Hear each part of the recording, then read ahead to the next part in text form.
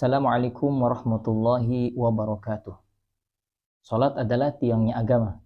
Ketika kita menjaga salat kita, maka pada hakikatnya kita menjaga agama kita.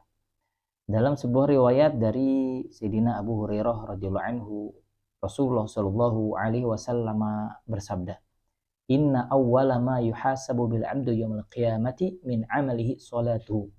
Sesungguhnya perkara yang pertama kali akan dihisab kelak di hari penghisaban, di hari kiamat, yaitu sholatnya. Fa'in sholahat faqad aflaha wa anjaha. Apabila sholatnya baik, maka ia termasuk orang yang beruntung, maka ia termasuk orang yang sukses kelak di akhirat. Kenapa? Karena amalannya pun akan terikut baik, bagus pula.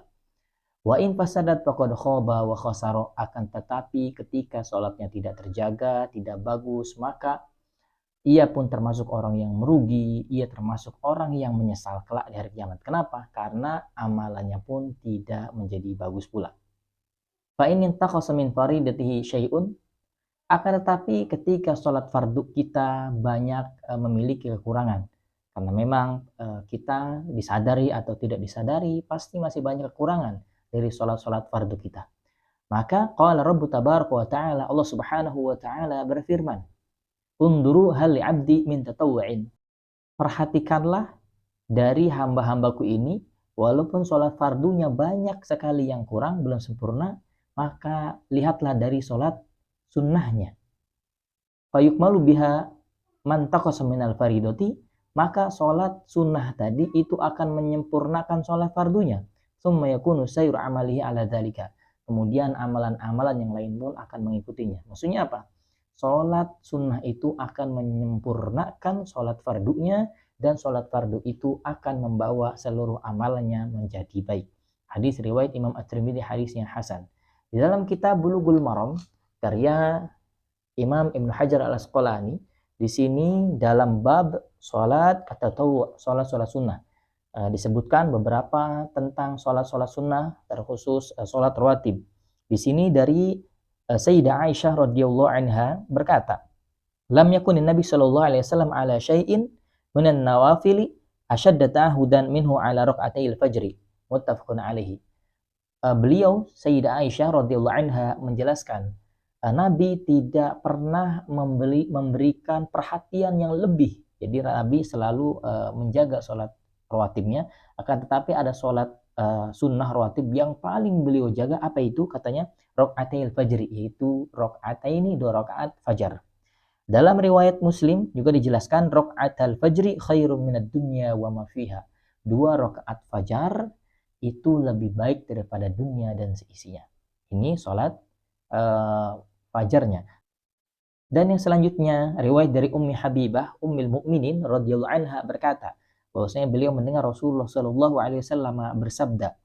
Apa katanya? Man shalla isnatai asyrata raka'atan fi yawmin wa lailatin buniya lahu bihinna baitun fil jannati. Hadis riwayat Imam Muslim.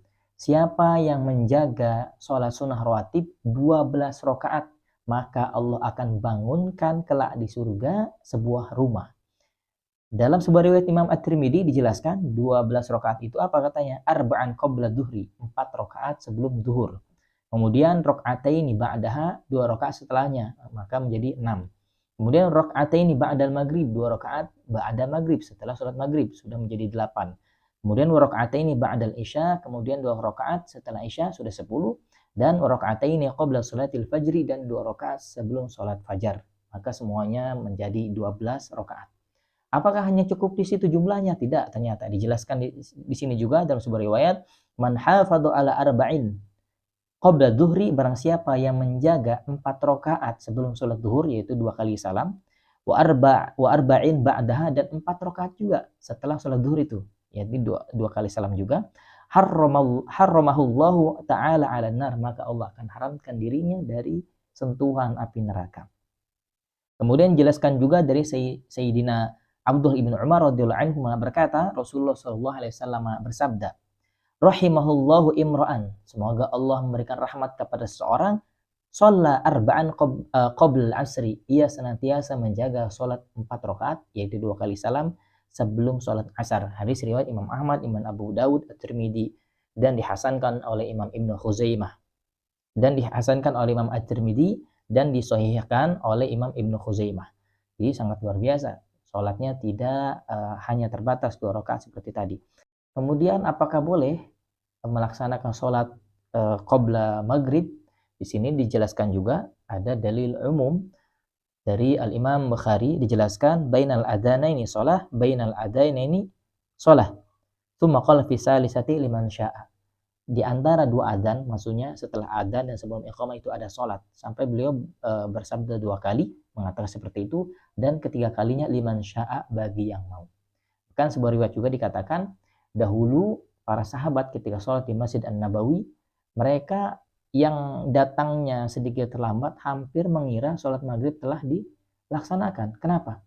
Karena banyak sahabat yang begitu ramai mendirikan sholat qobliyah maghrib. Bahkan di riwayat lain dikatakan sampai tiang-tiang di Masjid Nabawi itu dipenuhi oleh para sahabat karena mereka mendirikan sholat qobliyah maghrib. Maka di sini diperbolehkan kita melakukan sholat qobliyah baik zuhur, asar, maghrib, isya, apalagi subuh yang dianjurkan seperti tadi. Itu sangat dibolehkan. Kecuali 2 waktu yang diharamkan, yaitu ba'da sholatil asar dan setelah sholat subuh.